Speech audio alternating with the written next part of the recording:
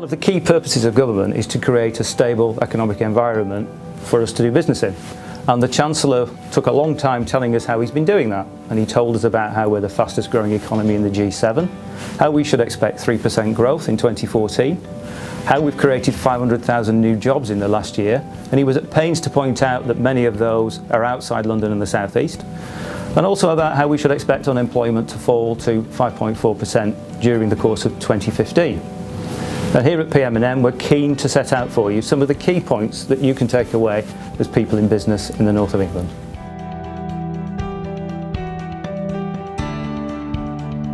The Chancellor talked to us about bringing together the great northern cities, and it's all wrapped up in this concept of the Northern Powerhouse. He told us about the creation of an investment fund that is going to make sure that the benefits of shale gas exploration remain in the north. He also told us about £340 million of investment into science and innovation, much of which is going to be centred in Manchester. And there was talk of new franchises for northern transport links and a particular commitment to replace the aged rolling stock that we've got at the moment.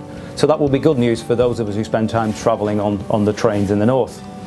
The key issue is how much of this is actually going to roll out across the rest of the region outside of Manchester.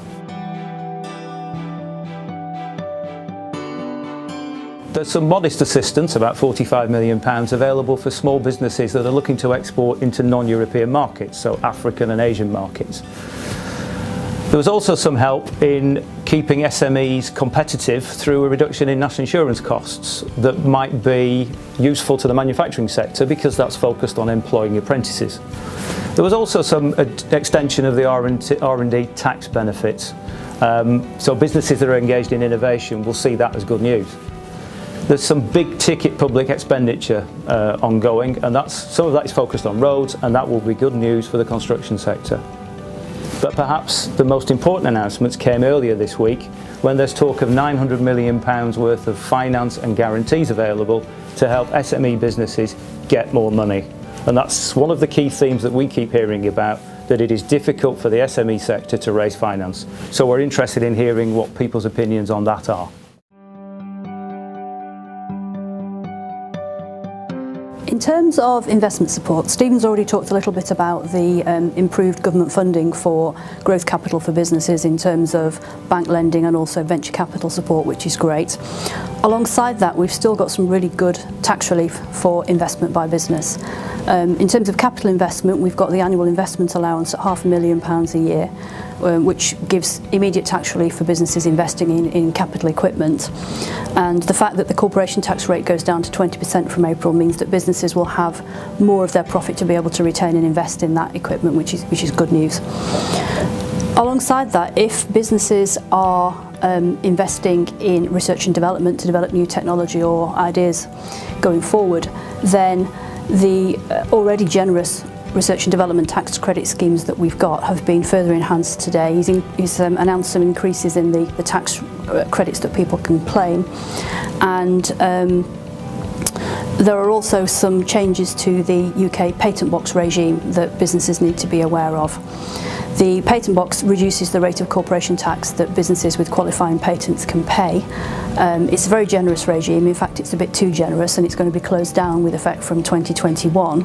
And what's going to happen is that no new companies will be able to enter that regime from 2016 onwards, and then it will just wind down to 2021. So I think it's really important that any businesses who've got qualifying patents actually take some advice now to make sure that they make a claim whilst they can, because once we get past 2016 they won't be able to do that. In terms of pensions, we've got some big changes coming in April. We already knew about most of them, but he's confirmed them all today, which is good news.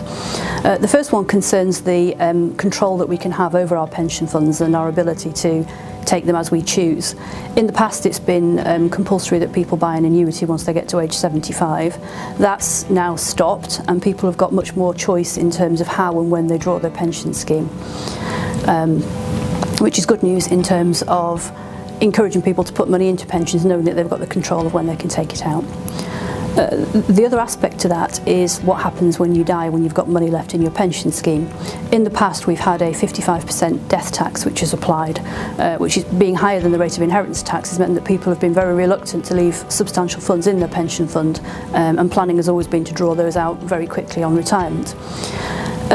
Going forward, that death tax has been abolished, which means that we've now got a whole new range of planning possibilities with pension schemes, and it's much more easy to pass those pension schemes on down to the family tax efficiently.